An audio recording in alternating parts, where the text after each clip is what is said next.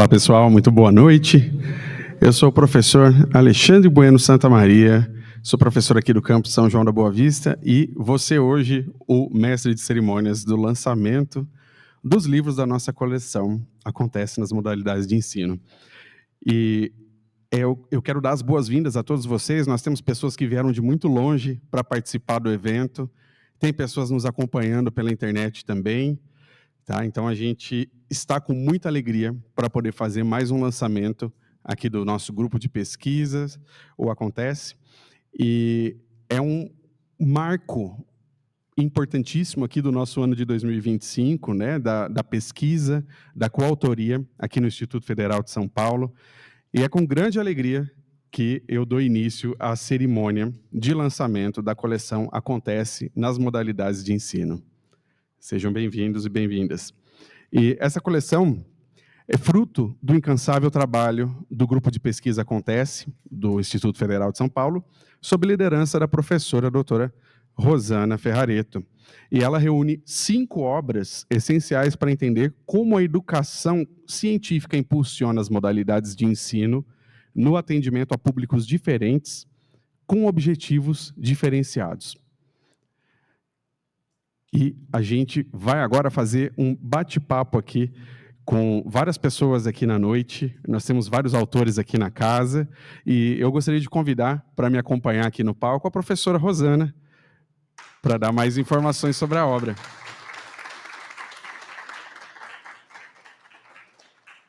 Muito bom, Rosana. Parabéns por mais um trabalho. Mais um trabalho lindo. Então, Rosana, fica à vontade. Pode fazer a sua apresentação aí da obra, se quiser falar aqui, se quiser sentar na mesa. Boa noite, obrigada, Alexandre, uma alegria. Boa noite a todos que estão nos acompanhando aqui no campus, também a quem está pela internet nos esperando, obrigada por esperarem desde as 7h30, estamos aqui com vocês agora. E eu gostaria sim de sentar ali para bater um papo com você, Alexandre, e contar um pouquinho da história dessa coleção, como é que ela nasceu.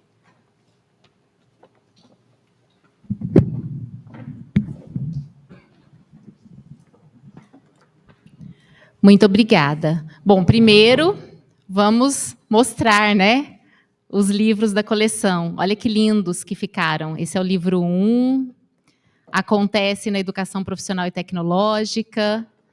Temos aqui o livro 2, Acontece no Ensino à Distância. Livro 3, Acontece na Educação Especial Inclusiva. Livro 4, Acontece na Educação Corporativa. E livro 5, Acontece nos Espaços Não Formais. Então, assim, são peças, cores, formas, encaixes. Foi uma montagem, né, para a gente chegar aqui nesse resultado. Mas, gente, eu não estou falando de um quebra-cabeça. Embora haja muitas cabeças, perspectivas, vozes, mãos, todo mundo envolvido. Então, vou contar aqui um pouquinho para vocês em números a história dessa coleção. Somos 35 autores, pesquisadores, professores, estudantes e profissionais, de 19 instituições. Só do IFSP são 7 campos. Tem gente da Unify, da PUC Minas Poços, da Univiçosa, da UESB, que é o pessoal lá do estado da Bahia, da Univesp, da USP, do Centro Paula Souza, do SENAC, do SESC Minas, do IFMG, da APA-FUMEC, do CETREM e do Compes UOL. Olha só, gente, que mosaico, né? E são vindos de 19 cidades. No estado de São Paulo, São João da Boa Vista, Avaré, Piracicaba, Sertãozinho, Birigui, Caraguatatuba, Suzano está aqui, ó, presente. Sorocaba, Campinas, Paulínia, Franca, Cajamar, Jundiaí e São Paulo, capital. No estado da Bahia, o pessoal de Jequié. No estado de Minas Gerais, Poços de Caldas, Belo Horizonte e Viçosa. E no estado do Paraná, Marialva. Tem gente até do Paraná com a gente aqui, em coautoria, né, nessa obra. E os nossos textos foram avaliados por 15 pareceristas do Conselho Editorial, também de 6 instituições diferentes, do IFSP, da Unify, da Unifeob, Mackenzie, PUC Minas e Faculdade de São Luís. Então, pelo visto, né, tem muitas cores, texturas, materiais, ritmos e sentidos. O nosso arranjo é mesmo interdisciplinar, interestadual, né, interprofissional. A nossa mesclagem é plural. Nós atuamos em 10 áreas e 15 sub-áreas do conhecimento. Também fizemos uma compilação aqui, ó. Tem gente da linguística, da educação. E da educação nós temos pedagogos, professores de português, inglês, libras, biologia, física, química, história, geografia, filosofia, matemática, artes, educação física e informática. Professores de todas essas áreas como autores. E aí tem profissional da educação especial, da psicologia, da psicopedagogia, da neuropsicopedagogia, da psicomotricidade, da medicina, da administração, do direito, do design, do desenvolvimento web, da produção cultural e do audiovisual. Então, gente, dá para visualizar a diversidade, né? São peças diferentes que convivem lado a lado com colaboração, sem hierarquia, né? Somos, sim, um coletivo de autores. Porque, desde o começo, nós nunca quisemos uma forma pré-definida, né, Alexandre? Não existiu, assim, um formato final determinado. Mesmo porque, como vocês vão ver quando a gente for apresentar os temas das coleções, as peças não são únicas e exclusivas, elas se encaixam em um único lugar. É de um mosaico que a gente está falando, né? As peças são intercambiáveis. Então, assim, tem tema na educação profissional e tecnológica que está também com encaixe na educação inclusiva. Tem tema no ensino à distância que está com encaixe na corporativa. Então, é muito plural. A gente pode ter formas similares ocupando espaços diferentes. Nessa composição de 5 livros, né, da coleção, que são 5 modalidades de ensino, são 15 capítulos e um total de 474 páginas, que foram tecidas nesse mosaico durante 16 meses de trabalho, né? Então, acho que para começar tá bom, né, professor Alexandre? Vamos chamar mais gente para contar como é que está esse mosaico e depois a gente vai revisitar um pouquinho a produção do livro, né? Depois que a gente ouvir um pouquinho sobre as temáticas. Muito bem. Eu gostaria de, né, complementando um pouco isso que a professora Rosana apresentou, ela trouxe aqui, ó, uma cola com dados, porque é muita coisa mesmo, é uma riqueza, e a gente já fez vários trabalhos, né? O Acontece começou aqui em São João, começou pequeno, mas forte desde o início. E eu vou trazer uma fala que eu acho muito interessante do professor Gilson Volpato. Ele fala que a ciência é interindividual e não coletiva, exatamente, né? Então, qual que é essa questão que eu consigo enxergar muito claramente aqui? É que dentro dessa obra a gente percebe a essência de cada um que participou, né, dentro da coleção toda. Então, foi um trabalho coletivo, sim, nós construímos todos os livros juntos, mas sem perder a essência, né? Não é um trabalho homogêneo, a gente percebe ali a alma, o conhecimento e a essência de cada um que faz parte desse mosaico que foi construído aqui. E é um trabalho fantástico mesmo, né? Aproveito para dar meus parabéns à professora Rosana pela coordenação disso, porque não é fácil pegar pessoas de lugares tão diversos, com formações tão diferentes, e fazer todo mundo caminhar para o mesmo lado para poder construir, né, uma coleção tão rica assim. E a gente quer dar voz a vocês agora. A gente vai fazer aqui um convite a vocês, escritores, vocês autores que estiveram trabalhando ativamente nos últimos 14 meses, foi isso? 16 meses, meu Deus, foram 16 meses. A chamada externa foi em agosto de 24, e a gente está aqui no finalzinho de 25 fazendo o lançamento. Então, eu vou passar a palavra para a professora Rosana de novo, para que ela convide agora. Nós temos quantas cadeiras aí? 2 cadeiras. Eu vou dar espaço aqui para trazer uma terceira voz. Então, Rosana, fique à vontade. Convide os autores aqui. Vamos lá, então. Acho que podemos falar de educação profissional e tecnológica, não? Nós temos aqui uma representante desse livro 1, da educação profissional e tecnológica, que é a nossa pedagoga, Gisele. Então, eu vou convidá-la para vir contar um pouquinho sobre o processo de produção aí desse capítulo. Chama alguém do 2? Pode chamar. E vou aproveitar também que no livro 2, que é ensino à distância, nós temos aqui uma representante do capítulo 2, que é a Renata Mello. Vou convidá-la para subir aqui também.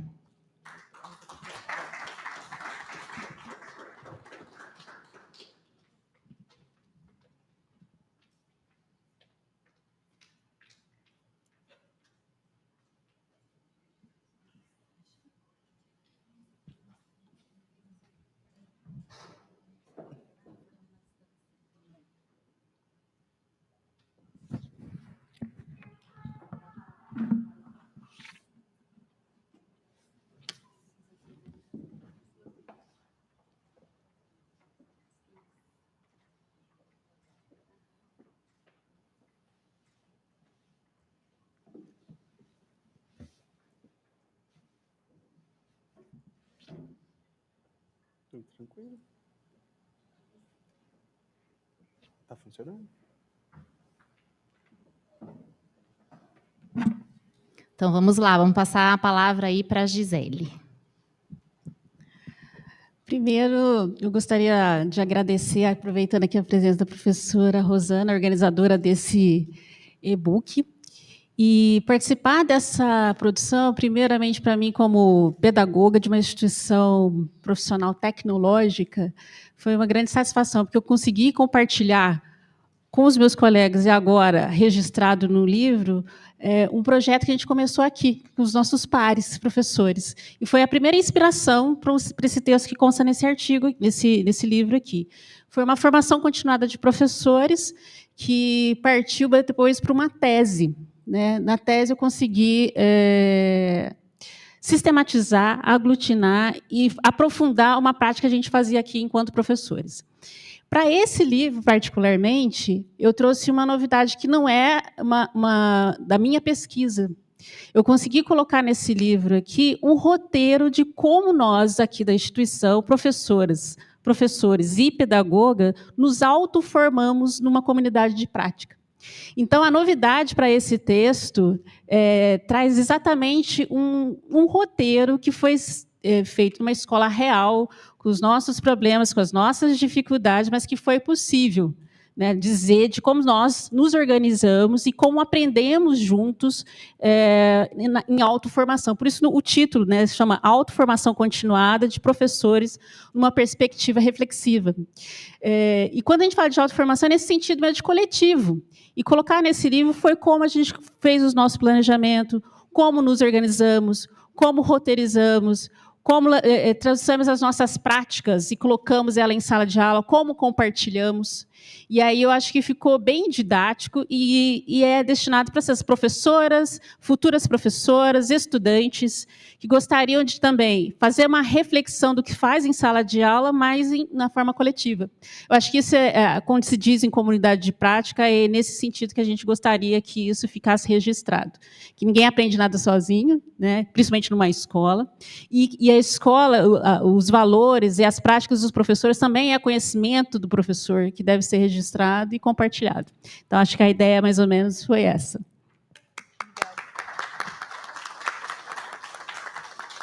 Obrigada pela contribuição, Gisele. Fica aqui mais um pouquinho com a gente, que já vamos ouvir a Renata, mas aproveitando a fala da Gisele, os capítulos são artigos didáticos, são práticas exitosas, no sentido de registrar, olha, eu fiz e deu certo, vamos tentar também?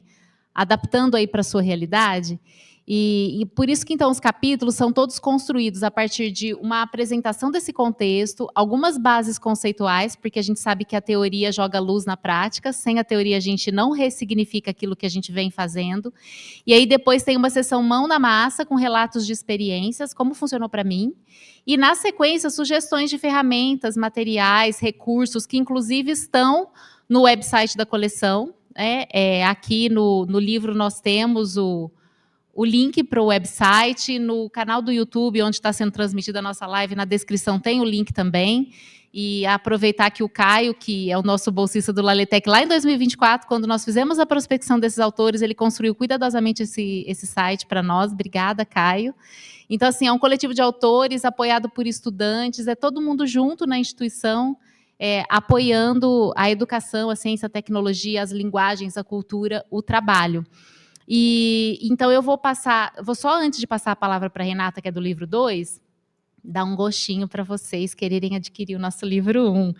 A Gisele, ela é autora do 2º capítulo, né? Ela disse o título, mas nesse mesmo volume, no livro 1, nós temos no capítulo 1, da Jaqueline Lopes, que é do IFSP de Caraguatatuba, e da Fernanda Goulart, que é do IFSP de Piracicaba, um capítulo sobre conectando língua e sustentabilidade, roteiro prático para ensinar inglês acadêmico com os objetivos do desenvolvimento sustentável, né? As ODS da Unesco. Então, como funciona isso na educação profissional e tecnológica. E no capítulo 3, o Everton, a Lidiane e o Humberto, que são médicos que atuam na Unify e na PUC Poços, escreveram sobre o uso do cinema com finalidades pedagógicas no ensino de psicologia, psiquiatria e neurologia. Então, na formação profissional do médico, né, como podemos usar aí o cinema como recurso. Então, esse livro está recheadinho de novidades aí, está muito interessante. Eu vou passar a palavra, então, agora para a Renata, que está no livro 2, que é do ensino à distância. Na verdade, é educação especial inclusiva integrada com o ensino à distância, né, Renata? Ela vai contar para nós sobre o capítulo Tecnologias Assistivas e Acessíveis para o Deficiente Visual. Boa noite. Bom, meu nome é Renata Mello, eu sou ainda estudante aqui do Instituto Federal, eu fiz pós-graduação em Humanidades e agora eu estou no ensino à distância, no EAD, na Educação Profissional e Tecnológica. Eu comecei por essas minhas formações porque durante a minha fala aqui, vocês vão entender o que isso tem a ver com o meu capítulo, né? Eu também sou graduada em Direito, sou psicóloga, e fiz pós-graduação em Gestão de Pessoas e Inovação na Unifeob. Então, eu tenho a experiência da Unifeob e do Instituto Federal daqui, nas minhas práticas, tanto como estudante e como desenvolvedora desse capítulo, mais o projeto de pesquisa que eu trabalho aqui com o professor Paulo Evaristo, que é o COSAIC, né, que é Compartilhando Saberes e Inovação em Cyber de Cultura, né? Então, isso tudo foi um link que me proporcionou a fazer esse capítulo. Eu sou deficiente visual, tenho baixa visão, então estava bem no meu lugar de fala aí para poder desenvolver esse capítulo. Então, o que vocês vão encontrar nesse capítulo? Nós vamos falar um pouco sobre a deficiência visual mais voltada para as adaptações, né, para tirar o preconceito, achar que o deficiente não pode, e junto como o deficiente pode estar inserido na educação profissional e tecnológica através de várias ferramentas de tecnologia assistivas e acessível, né? Porque uma coisa é acessibilidade, outra é inclusão. A inclusão engloba tudo, né? A acessibilidade são ferramentas. E dentro desse capítulo nós vamos ter isso também, né? Quais são as ferramentas que nós podemos utilizar para que a gente tenha as mesmas condições para poder estudar, principalmente no ensino à distância, que é o que eu estou fazendo agora. Então, eu estudo, faço essa pós-graduação, e, ao mesmo tempo, estou dentro desse outro projeto de pesquisa que é o COSAIC, para fazer avaliação de acessibilidade dentro do Moodle, né, que é essa plataforma que a gente tem que estudar dentro dessa plataforma. E a gente está tendo bastante sucesso também, né? Isso foi muito bom para a gente, para construir. E dentro desse capítulo também tem vários relatos meus de experiência, tanto aqui, com os estudantes aqui de sistemas de informação para a internet, né? E em Portugal, que eu tive a oportunidade de fazer à distância, né, com o pessoal da turma da Rosana lá em Portugal. Então, foi assim, realmente um relato de experiência às cegas, totalmente, porque foi a primeira vez que eu fiz online, e realmente, aí eu não estava vendo nada mesmo, então foi muito legal. Então, tá aí também, está no livro, tá esse relato de experiência. E tem um documentário assim, que é o que eu mais gosto, que eu participei desse projeto em Santos, no ano passado, no ano retrasado, e foi chama Santos às Cegas. Aí tem o link também para vocês assistirem esse documentário. É um passeio de bicicleta dupla pela Orla de Santos, e esse educador, ele é doutor em educação, Renato Frost. Ele fez várias, meu Deus, como que chama? Miniaturas em 3D, das obras da Orla de Santos. Então, você vai passeando e ele dá na sua mão a obra em miniatura, feita em 3D, para você ter a dimensão do tamanho, o que formato, o que é. Então, uma aula assim, de história com um passeio de bicicleta. Então, assim, eu nunca tinha andado de bicicleta, né? E aí andei no trânsito, então foi uma experiência linda. E esse documentário está também dentro do livro. Eu acho muito importante, porque todos os ensino, né, todo o ensino, tem como ser adaptado para a pessoa com deficiência. Nesse capítulo, a gente enfatizou a deficiência visual, né? Mas todas as outras deficiências, com adaptação, a gente chega lá. E, para encerrar, eu queria dizer uma frase que a Bruna, nossa psicopedagoga, que foi meu braço direito aqui para o estudo, para me adaptar, para me auxiliar, que ela usou essa frase numa capacitação aqui para professores, e eu gostei muito, né? O endereço mais difícil, o lugar do outro.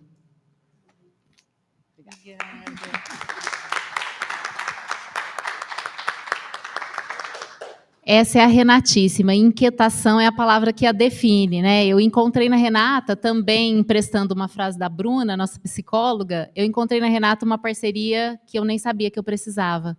E aprendo muito com ela. Sou privilegiada, né, de ter acompanhado ela na pesquisa de TCC. Eu sou coautora, foi minha aluna, né, e virou minha amiga e para a vida agora. E tive o privilégio de ser coautora do capítulo, que ela assina junto com o Giovanni, que é de Franca, que é designer, que é desenvolvedor web, ele trabalha com experiência do usuário. Então, assim, foi um casamento perfeito, né, Renata? Porque quase que o nosso capítulo caiu ali no livro 3, na Educação Especial Inclusiva, mas como a Renata está nos ensinando que nem sempre aquilo que é acessível é inclusivo na tecnologia, né? E eita mulher fuçada para usar tecnologia. Então, assim, não é porque é uma tecnologia acessível, assistível, é que ela é inclusiva. Então, com a Renata, a gente está aprendendo a trazer inclusão até para as tecnologias assistivas. E aí o Giovanni, com essa formação dele de experiência do usuário, ele nos mostrou nas nossas experiências em sistemas para a internet, né, que é o curso que eu atuo aqui, que a Renata faz uma parceria com a gente, de leitores de tela, para os meninos aprenderem a deixar o site legível, né? Então, o Giovanni trouxe essa pegada aí de experiência do usuário para nos mostrar o que o desenvolvedor precisa considerar quando ele vai desenvolver um sistema que seja comunicativo também com o deficiente visual, né? Então, e a Renata tem muita bagagem, muita vivência. Então, o Instituto Lamara, o Santos às Cegas, todos os recursos ali, até no uso de uma palavra que a gente emprega, como a gente pode ser mais inclusivo, né, para além de acessível. Então, Renata, obrigada, viu, pela parceria, foi um prazer. Agora vamos desfazer a mesa das meninas para chamar mais autores. Muito obrigado, Renata e Gisele. Uma salva de palmas para elas, né? Que participação linda, muito bom. E agora, seguindo o nosso bate-papo com os autores, eu vou convidar aqui o grande Gustavo Aurélio Prieto e o José Roberto Serra Martins. Gustavo e Serra, venham para cá. Eles são autores. Pode vir. Eles assinam juntos aqui o capítulo Ensinando à Distância com Histórias em Quadrinhos Digitais, que está no livro 2, no livro que tem como tema principal a educação à distância. Sejam bem-vindos, cavalheiros. Muito bom ter vocês aqui. Boa noite. Maravilha, a professora Rosana já está voltando.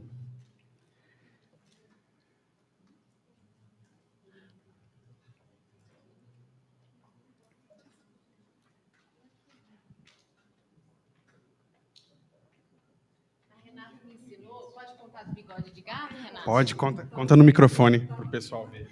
Está no livro. Ela me ensinou que ela tem que ser guiada com o meu lado esquerdo, né? Mas aqui a gente deu uma enroscada para ela achar meu lado esquerdo.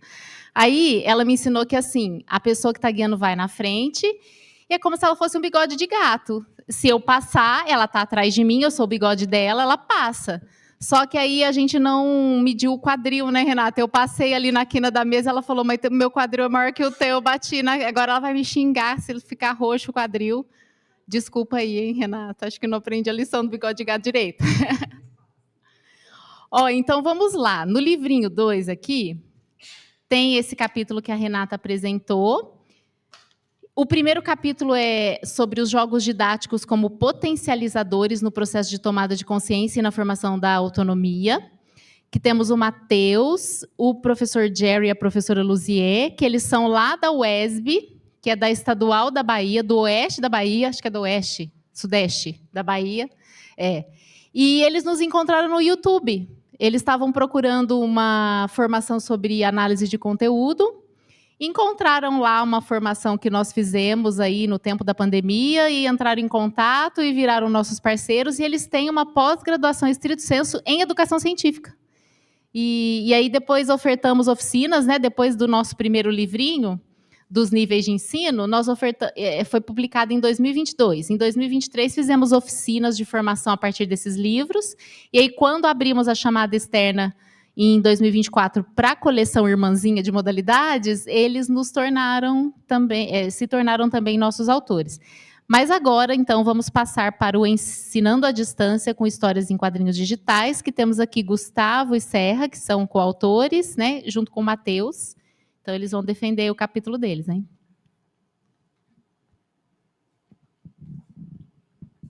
Bom, boa noite. Eu sou Gustavo. Para aqueles que ainda não me conhecem, eu sou da ciência da computação. Mas, sim, eu sou um apaixonado por quadrinhos desde, né, da minha infância. Tenho uma coleção respeitável de quadrinhos e há alguns anos já eu tenho estudado sobre quadrinhos. Cheguei até a orientar trabalhos de alguns, né, dos meus alunos que trabalharam com esse tema. Então, já tem 3 trabalhos já que eu orientei alunos sobre o tema dos quadrinhos. A intenção aqui foi trazer um pouco dessa experiência do uso do quadrinho em sala de aula, como utilizar as histórias em quadrinhos para o ensino, e pusemos o foco no ensino à distância, para trazer isso como uma forma de adicionar uma prática de ensino e para auxiliar os colegas que, porventura, também trabalhem com ensino à distância e queiram usar essa modalidade de comunicação. Eu vou parar por aqui por enquanto, eu vou deixar o Serra colocar um pouquinho da parte dele, depois a gente discute mais a ideia. Boa noite a todos. Eu sou José Roberto Serra Martins, professor de Química, também gosto de quadrinhos, leio bastante e gosto de trabalhar com metodologias de ensino diferente. Então, a partir do momento que me foi proposto trabalhar com o ensino à distância e trabalhar com história em quadrinhos, a gente começou a desenvolver um trabalho que não só tenta mostrar essa possibilidade, como também mostrar as diversas convergências que tem os assuntos. Então, é muito importante que a gente lembre que, em geral, quando se usa história em quadrinhos, usa-se muito mais por uma questão lúdica. E, na realidade, eu acho que se perde, em alguns momentos, a capacidade que a gente tem de transformar isso em ensino. Então, a ideia de escrever esse capítulo foi justamente isso, mostrar que é possível, a partir de uma história em quadrinhos, e ainda mais no ensino à distância, você desenvolver uma metodologia capaz de fazer com que os alunos compreendam melhor determinados assuntos. Tá bom? Acho que a gente vai também parar por aqui para que a gente possa conversar um pouquinho mais.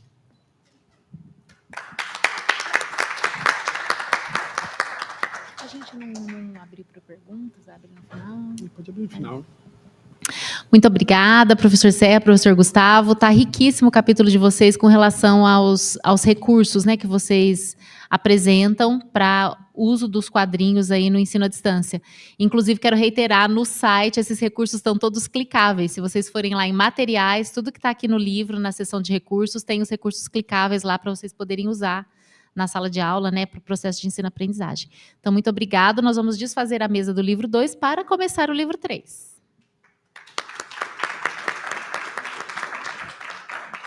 Então, já conversamos aí sobre educação profissional e tecnológica e sobre ensino à distância. Agora vamos para a educação especial inclusiva. Nós temos aqui nosso querido colega do IFSP Suzano, Paulo Osni. Por favor, chegue mais para contar um pouquinho do seu capítulo.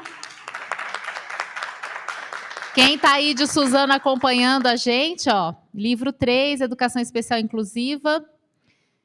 Nós temos aqui, até que o Paulo vai chegando, ó, nós temos um capítulo sobre a otimização da alfabetização e letramento de crianças com deficiência intelectual, que é da Maria Doroteia, de Campinas.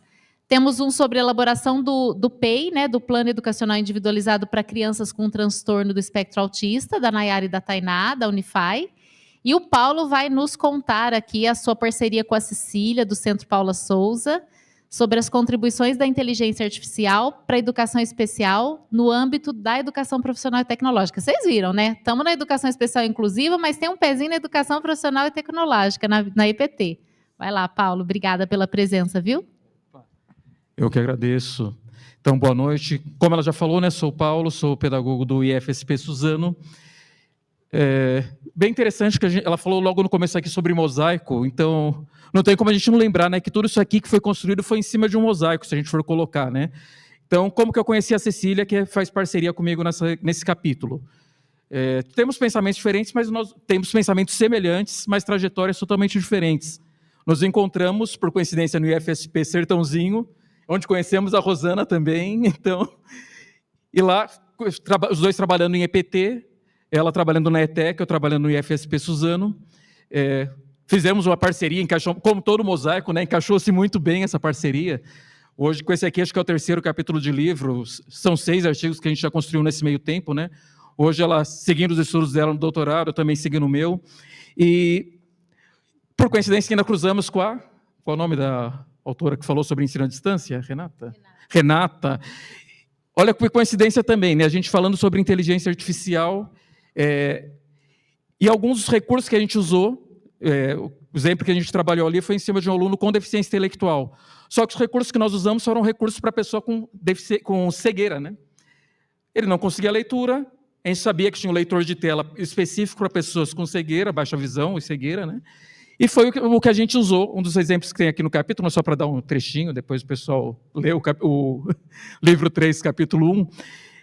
Em cima disso trabalhou, a Cecília ela já trabalhava também, inclusive a dissertação dela foi em cima de alguns recursos, né? E ela trabalhou em cima disso com os estudantes da ETEC, e assim foi feita a construção, né? Sabemos, inclusive, hoje é muito falado na educação especial, sobre o desenho universal. Desenho universal nada mais é que o quê? Uma acessibilidade que a gente usa abarcando todos, não pensado nas pessoas que têm alguma necessidade de acessibilidade específica, mas universal. Então, ao mesmo tempo que eu faço uma rampa para uma pessoa, para um cadeirante, uma pessoa que não necessita de cadeira de rodas também pode usar, que é até melhor que degraus, né? Então, tudo que a gente foi pensando em educação especial, nesses recursos, foi isso, né? Um recurso que foi feito para uma pessoa que tenha ou surdez, ou baixa visão, pode ser usado para pessoas que tenham outros tipos de dificuldades de aprendizagem, ou mesmo deficiências, e funciona perfeitamente. E a ideia é essa, né? Até isso a gente fala, é um mosaico. Então, a gente pensa numa coisa, mas ela serve para outra, né? A gente tem um plano para uma coisa e ela vai servindo para todas. Então, esse é um trechinho que a gente vai usando, né, sobre o nosso capítulo, que é Contribuições da Inteligência Artificial para a Educação Especial no âmbito da EPT. Né? Pegamos capítulo 1, capítulo 2, capítulo 3 e jogamos aqui nesse livro 3. Né? E, bom, e é isso, não vamos esticar muito, que a noite é curta. Né? Obrigado. Obrigada, Paulo.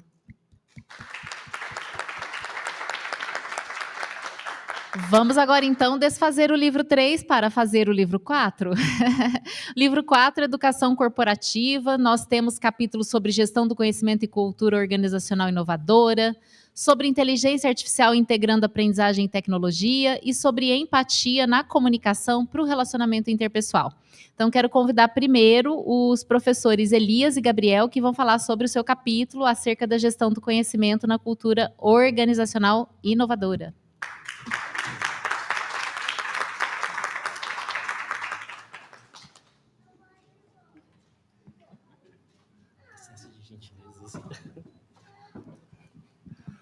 Uma boa noite a todos, cumprimento os meus colegas aqui. Primeiramente, dizer que foi uma honra ajudar na construção desse livro, é a minha primeira experiência no Acontece, e foi muito, muito rico também o momento, a possibilidade de aprendizado, não só nessa questão editorial, mas também de conteúdo mesmo, nessa permuta com o professor Gabriel, com quem eu venho desenvolvendo trabalhos além do Acontece, disciplinares aqui na casa. E então eu sou muito agradecido mesmo pela oportunidade de estar contribuindo aí com a edição no Acontece. E sobre o nosso trabalho, a gente fez um estudo metodológico, em grande medida, né, tentando entender a gestão do conhecimento num novo cenário das relações econômicas, sociais, políticas, que a gente chama de sociedade da informação. Essa sociedade da informação, ela se conforma, começa a ser discutida na década de 60, mas ela é conformada, né? A gente vê isso como uma realidade, principalmente a partir da década de 80, 90, que a gente tem a centralidade da informação nas relações econômicas e socioeconômicas e culturais, na verdade. A gente tem Pierre Levy falando de uma cybercultura, nós temos o Castells falando aí de uma sociedade em rede, e a informação, então, ela se torna central nesse processo, como insumo, como produto, e gerir essa informação que cada vez circula de forma mais célere, mais densa entre os lugares, se tornou um desafio. E aí é que surge, então, o papel central da gestão do conhecimento, que eu passo aí para o Gabriel abordar aí com vocês, né? Obrigado. Boa noite a todos. Quero agradecer a Rosana por esse convite, né, de participar do Acontece, participar da escrita do livro, e a parceria aqui com o Elias, né? Você acabou de falar aí da Renata, né? Eu encontrei no Elias um companheiro aí, um colega que a gente está sempre aprendendo. A gente trabalha junto numa disciplina do ensino médio, de Sociedade da Informação, e lá eu tenho aprendido muito com ele, né? A ideia do livro, ele vem do seguinte, né? Hoje, muito se fala que você tem muita informação, mas qual informação é relevante para você? E a informação que é relevante para você pode não ser necessária para mim. E como que eu construo o meu conhecimento a partir das informações que a gente vai coletando? E a gente está tão sobrecarregado de informação que a questão é como que eu vou articulando essas informações para gerar algo útil para mim, né? Então, isso a gente está falando da gestão do conhecimento individual. Hoje nós precisamos aprender. Você tem um celular, você tem um monte de arquivo no teu celular, você tem um monte de informação no teu computador. Às vezes você conversa com alguém, você tem um insight, aí você perde essa informação. E como é que você vai juntando isso? Então o nosso capítulo vai falar disso, né? De como que você faz essa gestão. Mas mais do que isso, quando você vai para a empresa, né? E eu tive a oportunidade de trabalhar tanto na gestão do Instituto Federal de São Paulo e outras empresas, você muitas vezes não consegue fazer a transformação do conhecimento tácito para o explícito. O conhecimento tácito é aquele que o cara olha lá e fala assim, ó, vai chover. A experiência que ele tem adquirida ao longo do tempo, ele consegue dizer que ele já consegue avaliar algo. E aqueles que são mais novos, muitas vezes, eles não conseguem, né? Então, é o explícito. Então, o nosso capítulo ele vem falar disso, né? Como que a gente estimula a cultura para as pessoas gerenciar melhor as suas informações e como que a empresa pode aproveitar disso, né? E aí a gente fala bastante de um arcabouço, né? Que é o método Zettelkasten, que vai ajudar a gente a fazer isso, né? E potencializado pela inteligência artificial. Então, o nosso capítulo ele vem trazer essa experiência, essa proposta, né, de gerenciar as informações com a inteligência artificial. E discutindo uma coisa que a gente está sempre batendo, a gente está sempre discutindo, nós não podemos delegar a capacidade de pensar para as máquinas, né? Mas nós temos que utilizar as máquinas, a inteligência artificial, como uma ferramenta. E é isso que a gente tenta trabalhar isso no nosso trabalho. Ou seja, como que a gente pode usar a inteligência artificial como uma ferramenta, né? Não delegando a nossa capacidade de pensar. E deixa eu passar a palavra, que eu falo demais. Muito obrigado, gente. privilégio ter os professores na nossa coleção. Muito obrigada pela contribuição, viu? Obrigada, professores. Vem para cá, Mariana.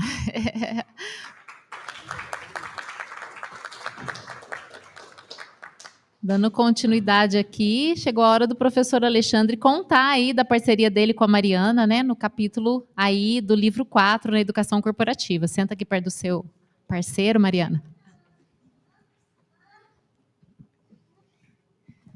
Opa, só puxando a cadeira. Boa noite, gente. É com muita satisfação que eu estou aqui novamente, que eu estive aqui semana passada. Antes de eu falar sobre o capítulo, eu gostaria de agradecer novamente essa oportunidade de estar na coleção do Pocket Books.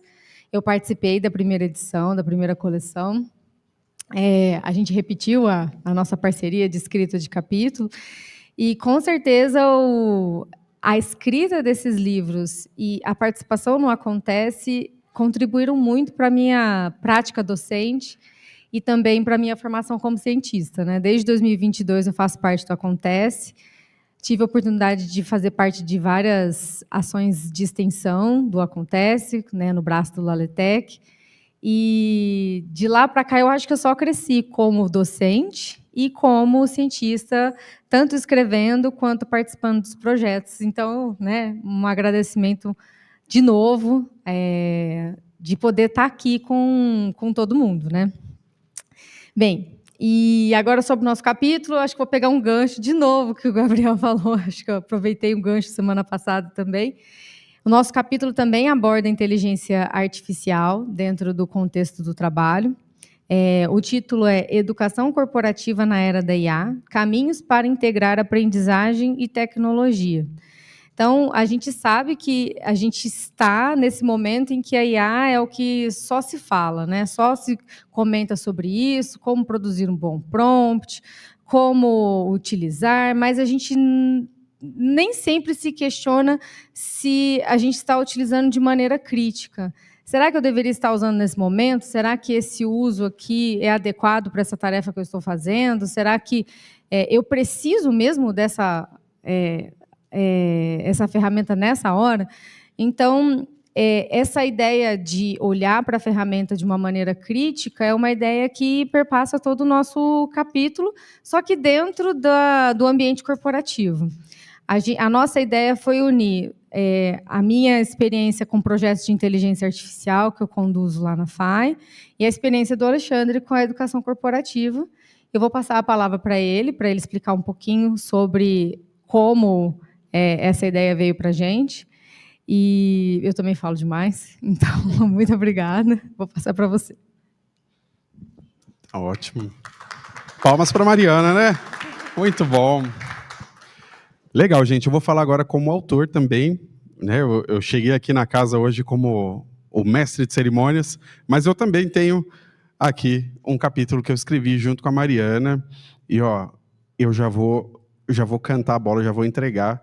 Eu não tô só saindo com ela, a gente é casado há quase 20 anos. Eu não tô pegando a colega de capítulo aqui. A nossa história é muito mais longa que isso.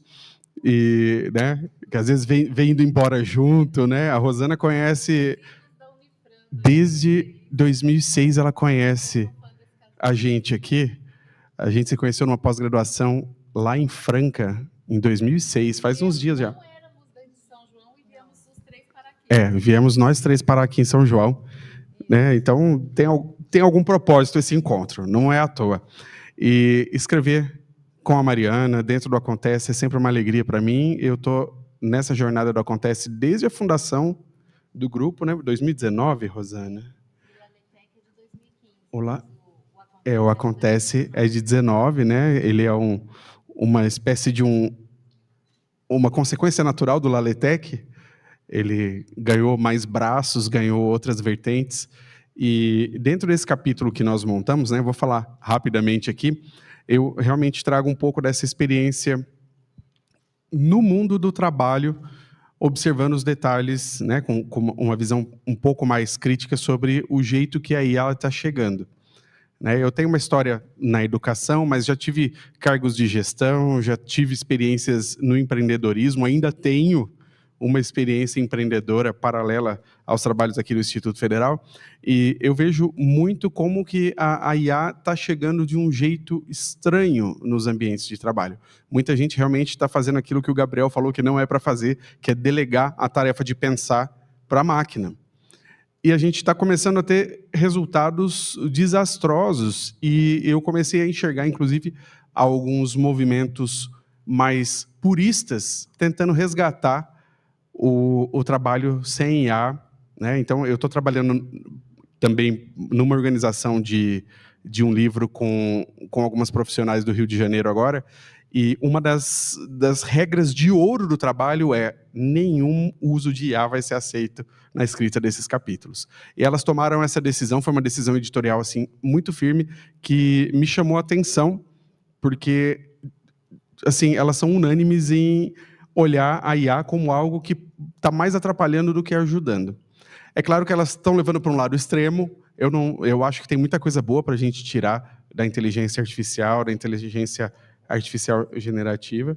Ou sempre usa muito. Então, a Mariana está colocando que quando aparece uma novidade, geralmente a gente caminha para o extremo de todo mundo querer usar, experimentar, implementar em tudo, e aí, de repente, a gente começa a ver que tem lugar que é melhor não colocar, né? Ou então colocar uma dose em alguns processos, né? Então, é isso que a gente discute de maneira bem sucinta no capítulo, que a IA está aí, é uma ferramenta, seria, na minha opinião, estupidez virar as costas para ela e abolir totalmente, né? Eu vou fazer uma analogia assim, pode parecer bem extremista, mas é como numa era em que a gente tem carro e avião, eu decidi viajar a cavalo, porque eu sou fiel aos meus princípios.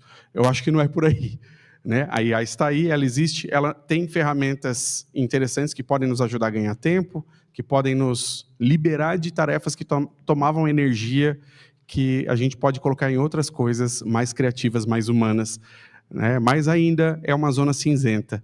Então, no mundo criativo, né, artístico principalmente, a gente vê isso, que todo mundo consegue fazer uma capa de livro hoje. Você faz um pedido num Gemini aí da vida, num chat GPT, ele monta, e por pior que possa parecer para os artistas, às vezes fica até boa, né? Às vezes, música, né? A Mariana tem um colega de trabalho da faculdade que faz música com IA, coloca no Spotify e é dele, né? Então a gente vai viver muita coisa sobre a regulamentação das produções feitas com inteligência artificial.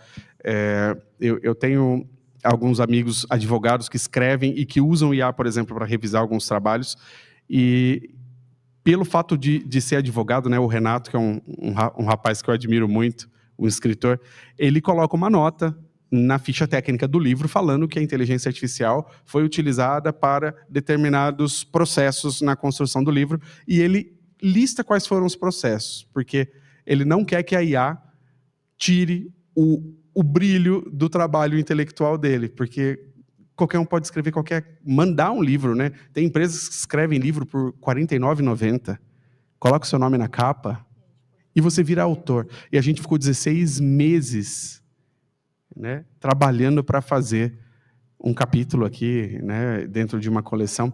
Então, a gente traz algumas ideias para fazer um uso de inteligência artificial que seja ético, que seja mais positivo do que problemático, e a gente faz algumas críticas a algumas práticas também. Então, vai lá, compra o seu livro, leia, mande aí os seus comentários para a gente. Se quiser discordar, brigar com a gente, mandar e-mail, fica à vontade. A gente adora que discorda, porque a gente cresce junto, a gente aprende.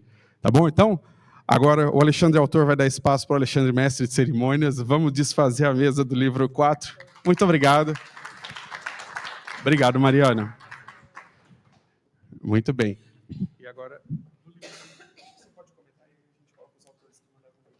Isso, vamos lá.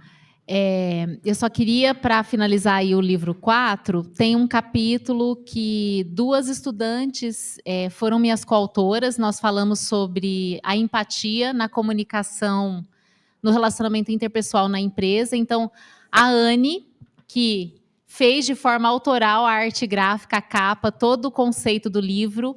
A Anne era nossa aluna de processos gerenciais, hoje ela está em São Paulo, deve estar nos assistindo, então obrigada, Anne. Ela trabalhou junto com o Caio no projeto de extensão que deu origem a essa coleção em 2024. Então isso tudo foi discutido com os autores, né? O Alexandre falava 16 meses, tem até uma colinha aqui também, ó.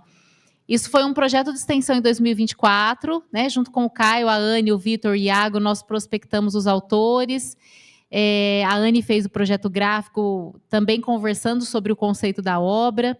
Fizemos a chamada externa em agosto de 24. A nossa primeira reunião foi no dia 26 de agosto de 2024 para o planejamento. Em outubro nos reunimos de novo para fazer o alinhamento. Entregamos as primeiras versões dos textos. Em fevereiro, um resumo simples. Em março, um esboço do capítulo. Em abril, o texto completo. Aí foi para avaliação dos pareceristas em maio, voltou em junho. Os autores acataram as melhorias e aplicaram em julho e agosto. Enviamos para a editora em setembro. Fizemos um investimento financeiro de setembro a novembro. Veio a primeira prova da editora em novembro. Os livros ficaram prontos dia 28, sexta-feira os livros chegaram. Então, assim, quentinho, saindo do forno, né? Publicados pela editora Pontes, e estamos aqui hoje para esse lançamento. E aí, pensando do lugar do outro que a Renata falava, isso também é a tônica no nosso livro de educação corporativa. Então, quando a gente encerra com um capítulo sobre empatia, a gente parte do pressuposto de que ter empatia com o outro não é fazer com o outro aquilo que a gente gostaria que fizesse com a gente, é fazer com o outro aquilo que ele gostaria que fosse feito com ele. Então, nós que somos da linguística cognitiva e trabalhamos com a teoria da integração conceitual, nós sabemos que as novas ideias surgem a partir de uma mesclagem entre o conhecido, o tradicional, o familiar, o confortável, e entre o inovador, o desconhecido. E aí, quando a gente faz uma mesclagem, né, aqueles conflitos que acontecem na empresa por falta de comunicação, é porque você está tomando como garantia aquilo que você sabe e o outro não sabe, que é novidade para ele. Então, a gente tem a Anne, que é da gestão, que ela mapeou esses conflitos para nós. Tem a Lívia, que é estudante de letras da USP, então ela veio trazendo essa questão da linguagem, da retórica, da comunicação não violenta. E aí, como cognição, eu trouxe essa mágica da mesclagem, né? Então, o capítulo trabalha nessa pegada. E assim a gente finaliza o livro 4. O livro 5, eu só vou fazer uma menção, porque os autores não estão aqui, estão online, e eles gravaram depoimentos que o professor Alexandre vai nos mostrar. Mas o livro 5, a gente teve o desafio de trabalhar com a educação para além da escola, nos espaços não formais. E aí nós pedimos assim, ajuda, uma força-tarefa para o pessoal lá do mestrado em Educação Profissional e Tecnológica, o ProfPT de Sertãozinho, que eles têm uma linha de pesquisa forte nisso.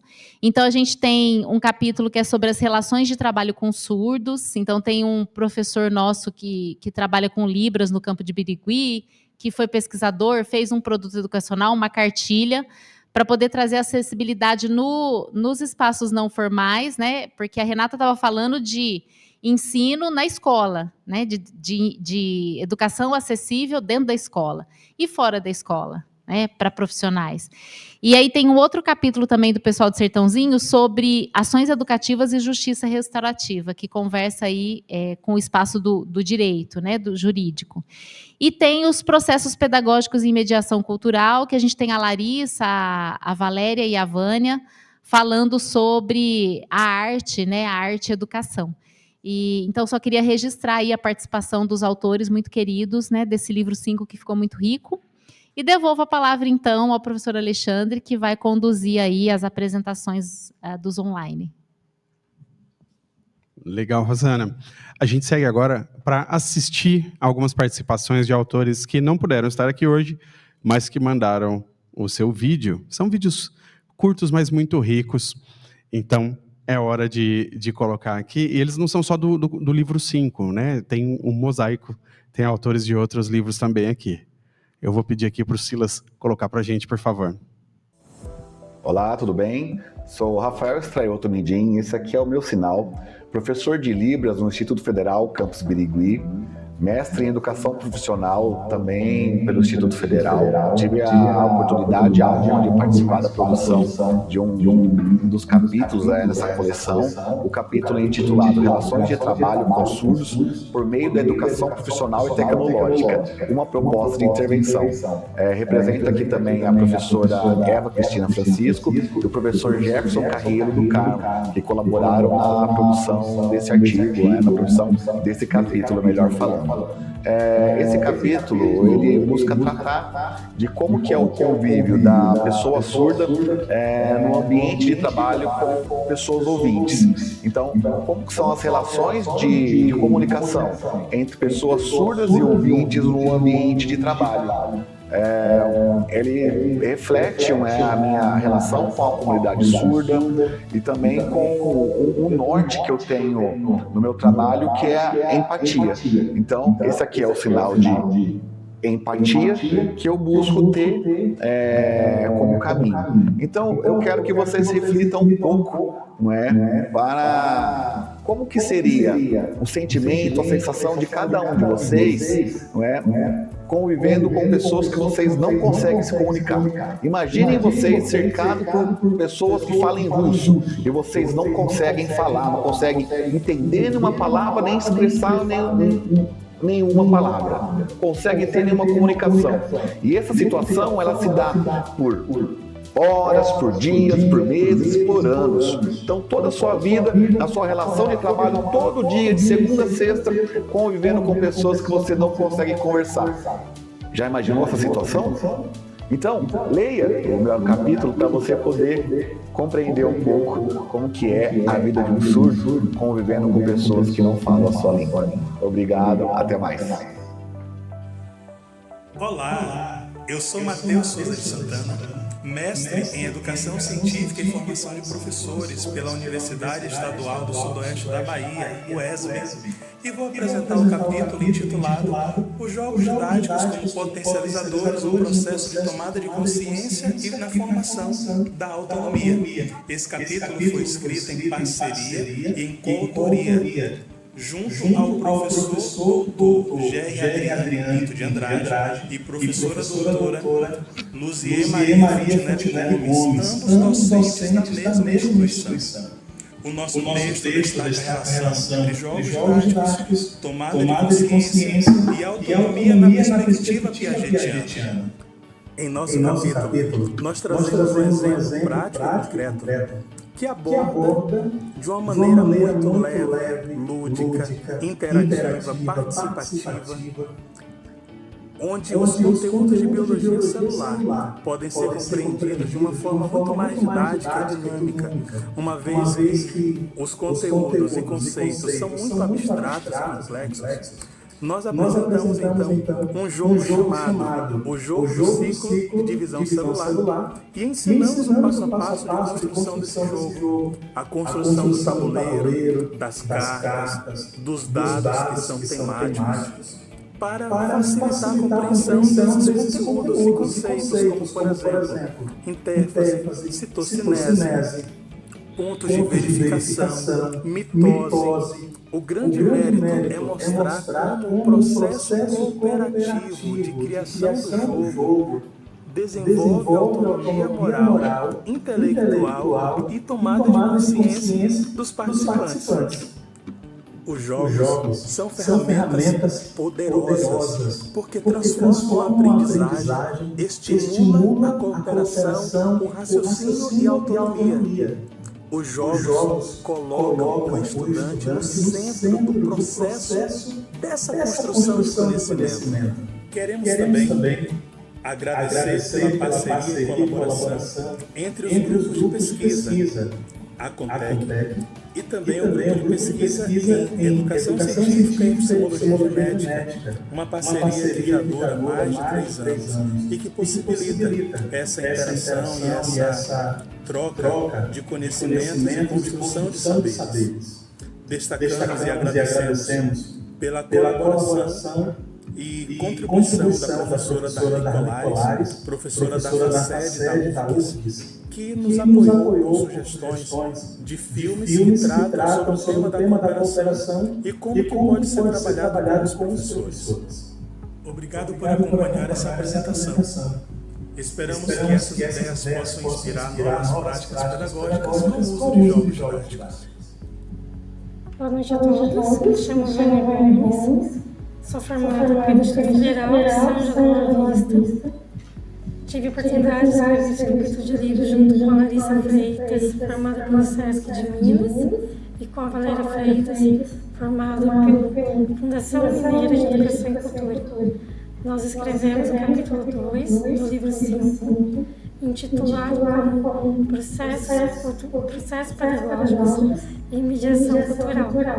Quando falamos em mediação cultural, nós falamos em criar pontes entre pessoas, arte e território. E são essas pontes que permitem que pessoas que possuam algum conhecimento ou sejam completamente leigas, ao analisarem uma obra, uma história, ou um território, um espaço, consigam criar sentido.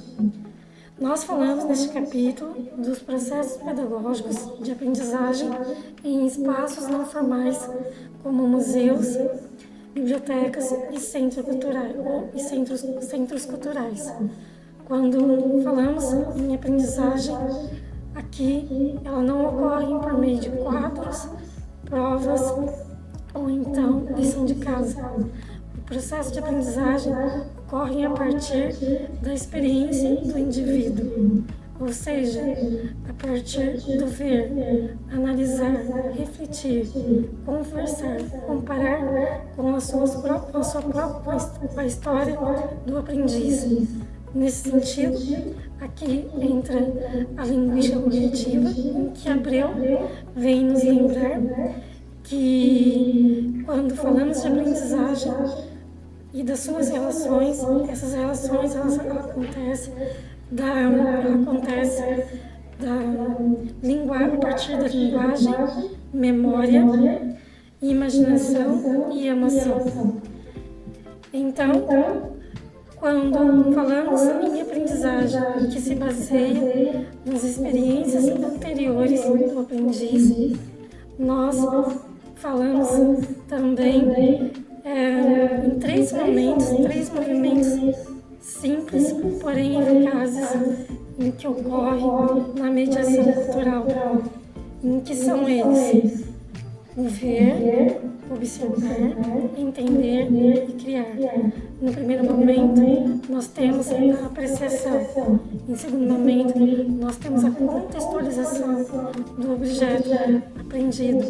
E no terceiro momento, nós temos a mão na massa. E aqui entra a dinâmica da abordagem triangular, em que Ana Mai Barbosa vem nos falar. E é por isso que essa abordagem ela é tão eficaz, pois ela respeita a forma como o indivíduo aprende, ou seja, a partir da vivência. Se nós não falamos de um processo de aprendizagem tradicional, nós também não falamos de um mediador em que transmite o conhecimento.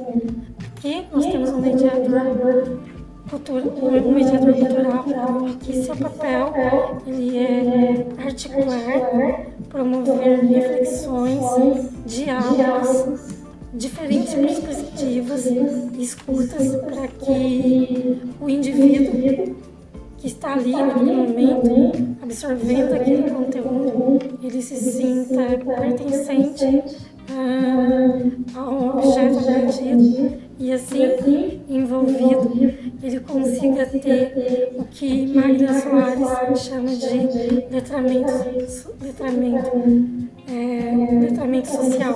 Ou seja, nós não temos aqui um aprendizado em que é simplesmente a transmissão de conhecimento, mas sim fazer algo com esse conhecimento. Nesse sentido, se nós temos uma aprendizagem em que ela ocorre de modo natural e eficaz, nós também temos ali a possibilidade de promover nesse indivíduo, nesse aprendiz, construir ferramentas para que ele consiga realizar práticas sociais com o que ele aprendeu e se sentiu pertencente naquele espaço cultural, naquele momento, e realizar essas práticas sociais a fim de se tornar um indivíduo crítico e promover transformações no seu mundo e ao seu redor. Agradeço a oportunidade de escrever desse capítulo junto com a Larissa, com a Valéria, também a Rosana, ao todo o grupo de pesquisa Acontece e, mais uma vez, ao Instituto Federal por essa parceria.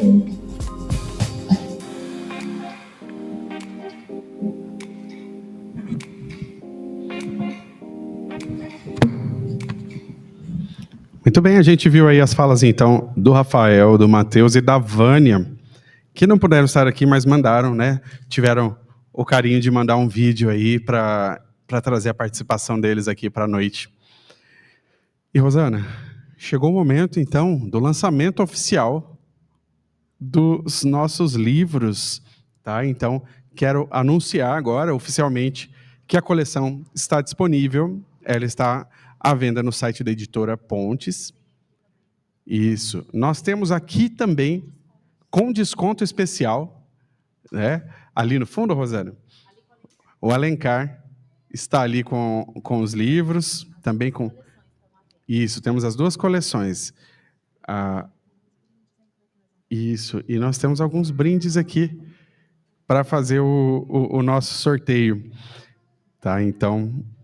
O link também a gente vai disponibilizar depois, né, para o pessoal comprar, quem estiver assistindo aí pela internet.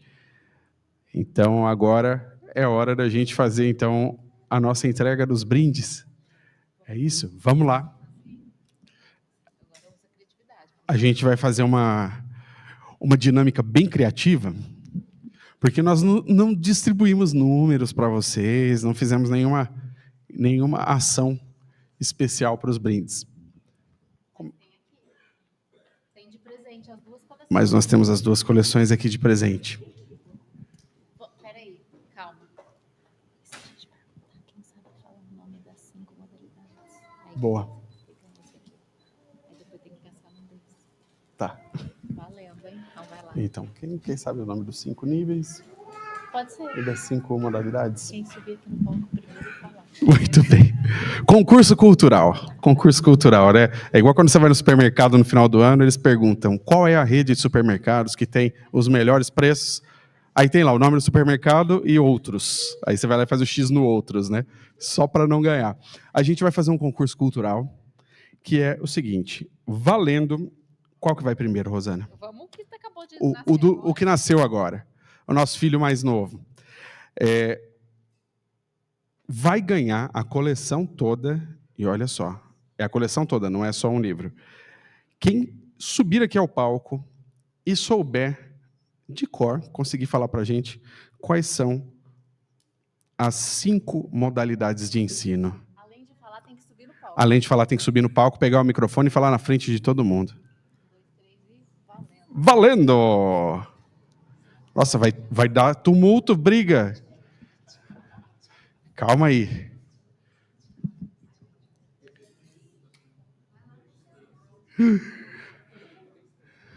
Pode escrever uma cola na mão se quiser, viu? Vem, Miriam, põe os óculos e copia daqui de trás. Tempo esgotado, ninguém ganhou. Oi. Não, como assim? Peraí, alguém vai ter que ganhar, não é possível. Vem cá, Miriam, pode colar, claro que pode. Será que ela vai acertar? Eu duvido. Você lembra o que você almoçou hoje? Não. Educação profissional e tecnológica. A segunda, vamos ver a segunda, educação à distância. Educação especial e tecnológica. Inclusiva, educação corporativa e educação em ambientes não formais. Maravilha, maravilha. Boa leitura. Obrigado. Parabéns, ela venceu. Agora, Dos mesmos criadores de que supermercado você comprou? e qual é o supermercado que tem os melhores preços no final do ano? Outros. Marca o X em outros. Olha só, agora a gente vai fazer um sorteio da coleção. Na verdade, não é sorteio, é concurso cultural, né? Tem que acertar qual é a resposta correta. Então, quais são agora? A pergunta é: quais são os 5 níveis de ensino? Lembrando que as modalidades de ensino atendem públicos diferentes com objetivos diversificados. É não linear. E os níveis de ensino é linear e gradativo, crescente, desde que você entra na escola até a última formação. Eu vou dar uma dica, hein? Começa na educação infantil. E termina na... Começa dentro dele, mas na ponta de cima dele. Eu vou dar uma dica, hein? Termina com uma expressão que começa com pós e acaba com graduação. Ah, muito bem. Meu Deus. Ela vai levar tudo. Esse não tem cola, hein? É isso que chama marmelada? Eu vou arriscar. Eu contei no dedinho, vamos ver. Educação infantil, educação fundamental. Aí eu não sei se vocês vão dividir a educação fundamental em 1 e 2. Não? Então pronto. Então, educação infantil, educação fundamental, ensino médio, ensino superior e pós-graduação. Sem cola dessa vez, hein? Aqui. Parabéns. Boa leitura. Obrigada.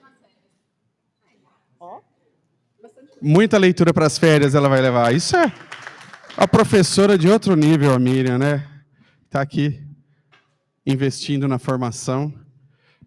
E parabéns, parabéns. Isso, vai fazer chamada oral. Esse que é o problema de ter amizade com os autores, né? Muito bem. E então, os presentes estão entregues. E agora a gente vai fazer... a gente quer agradecer o Silas. Lá do YouTube.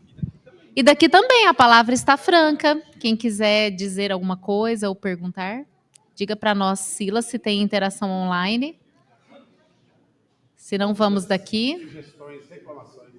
Reclamação não. Hoje não. Por favor.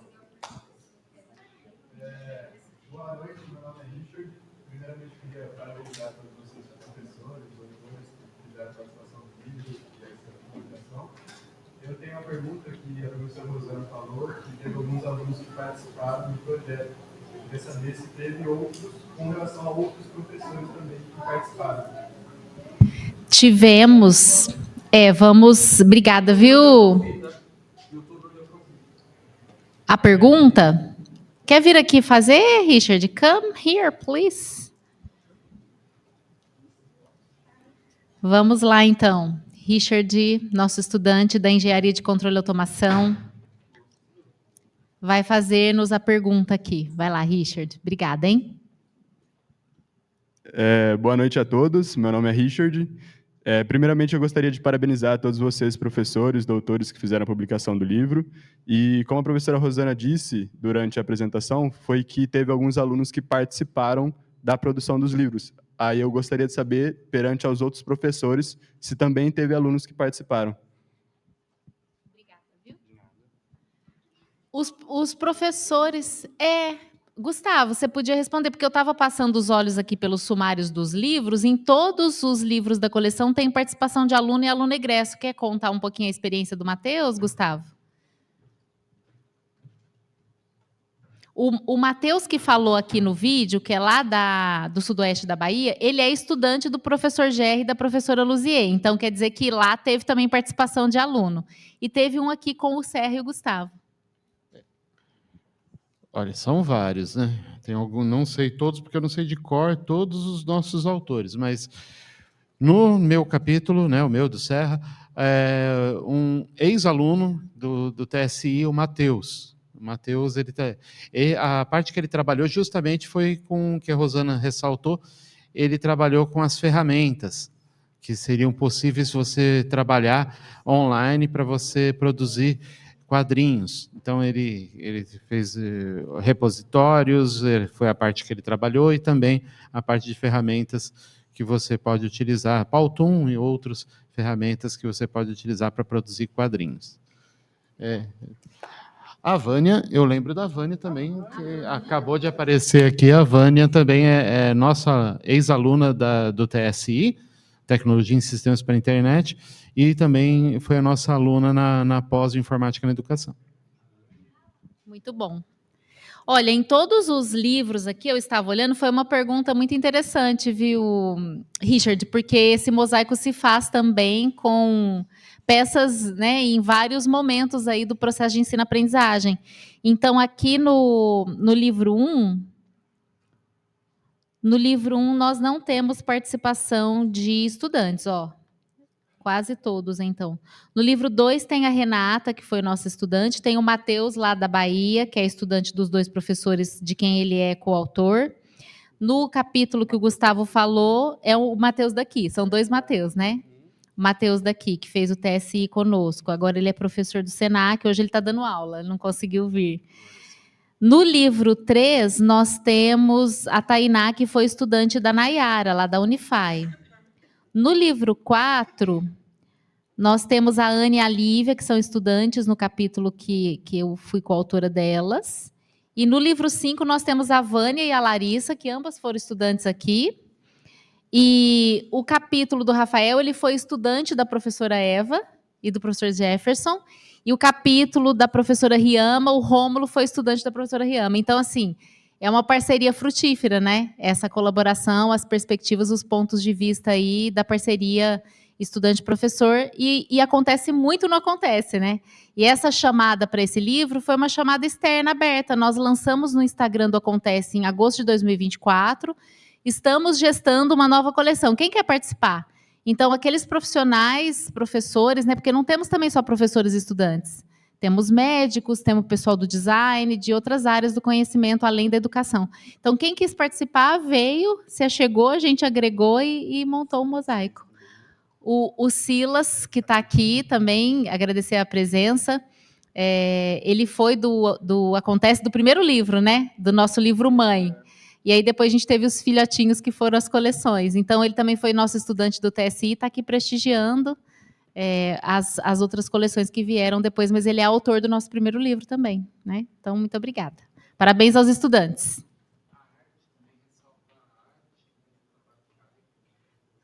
Sim, o Caio desenvolveu o site, a Anne desenvolveu o projeto gráfico, né? Então, o Caio trabalhou com a Larissa fez a chamada para o lançamento. Então, é um trabalho assim que sem a colaboração de todos não acontece mesmo, né? Acontece em rede. Então, muito obrigada a todos aí. O Silas, que veio dar o apoio técnico aqui, o Silas está em todos os nossos projetos.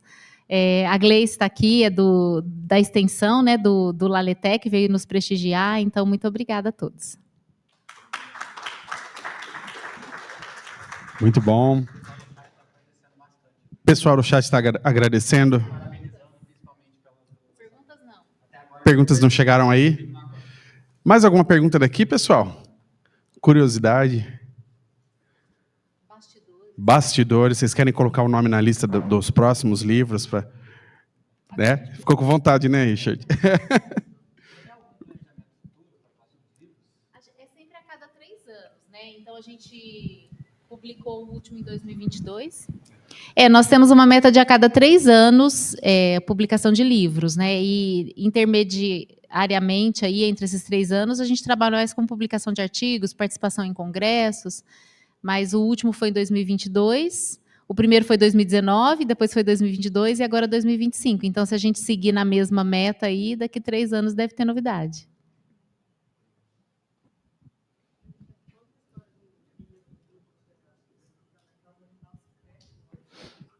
Então, eu vou contar uma história rápida sobre a primeira coleção, porque eu tenho um coautor de uma história que no livro da educação infantil, né? No fundamental, na verdade, o Miguel, que é meu filho, que está aqui comigo, me ajudou a registrar uma história que eu contava para ele quando ele era pequenininho, na forma de livro, né? Que é o capítulo aqui, Metodologias Ativas para a Educação, Ana Valha de Ocam, no ensino fundamental. Que foi parceria com o Gabriel também, né? E a gente teve aí esse trabalho, né? Então, ele tinha quantos anos? 5 anos na época, né? Isso, e aí a gente transformou a história que eu contava para ele todo dia na hora de dormir em uma atividade de educação científica, né? Que era uma história que ele tinha que descobrir qual era o animal secreto a partir de evidências que esse animal deixava ali no espaço, no ambiente. E a gente perguntava, ele tem rabo? Ele rasteja? Ele voa? E aí, a partir disso, ele ia analisando as evidências, ia excluindo hipóteses, excluindo hipóteses até chegar no animal, né? Então, agradeço ao Miguel aqui também pela colaboração nas coleções, que a gente vê que vai além de quem senta para escrever, né? A história do animal secreto, que a Rosana achou, está eternizada no livro, né? E além de compartilhar conhecimento, experiências, escrever tem esse aspecto que eu acho fantástico, que é de eternizar um pouquinho de nós, porque a gente pode ter um Instagram com 1 milhão, 2 milhões de seguidores, um YouTube gigante, mas quem garante que eles não vão cair por causa de uma canetada de um juiz do Supremo, ou por causa de um problema econômico? Mas os livros estão aí há séculos, e os nossos vão continuar aí também. Então, estamos a salvo, né, na forma de livro. E, gente, eu acho que a gente pode... Agora, isso, agora a gente vai para a parte prática. Você tem mais uma pergunta? Uma pergunta importante que foi dita no chat. Por onde que se compra o livro e se nós vamos deixar o link disponível para compra? Isso. Eu vou passar para a Rosana dar a explicação. As coleções são vendidas no site da Editora Pontes, então vocês conseguem comprar online. Na descrição desta live tem o link para o site do Acontece, e lá dentro do site da coleção tem o link para a Editora Pontes. Mas não tem erro, se você procurar Editora Pontes e lá dentro pesquisar Acontece, vão aparecer já todos os livros. Nós sempre publicamos com a Editora Pontes. E aqui, presencialmente, a editora nos enviou alguns exemplares, estão à venda aqui com desconto, com relação ao preço que está no site. E se não tiver nenhuma aquisição aqui agora no auditório, que eles estão ali à venda, eu vou deixar nas livrarias da cidade, então quem quiser comprar presencialmente pode ir nas 2 livrarias da cidade e adquirir. Se não, online vocês conseguem comprar. E logo deve estar também nos marketplaces aí, né? Perfeito. Mais alguma pergunta aí, Silas, que veio lá? Então, na descrição da live tem o link para o site do Acontece, e lá dentro é possível encontrar o link de compra. E dá para comprar separadamente os volumes também, né? Não é necessário comprar tudo junto, né? Se comprar a coleção, tem um desconto, né? Tem um benefício. E agora a gente faz a sessão de autógrafos, né? Um momento especial da noite.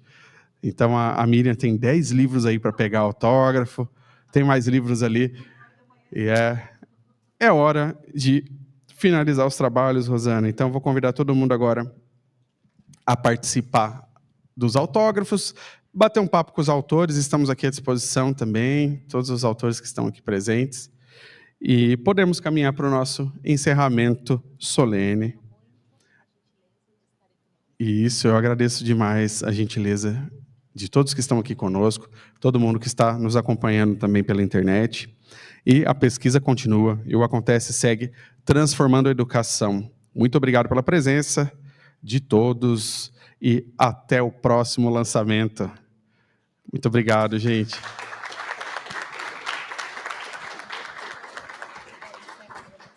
Oi? Isso, e podemos encerrar a transmissão por aqui. Agradecemos ao Tiago da CTI, que fez o trabalho de infraestrutura. Muito obrigado. Boa noite, vamos aos autógrafos. Pode voltar.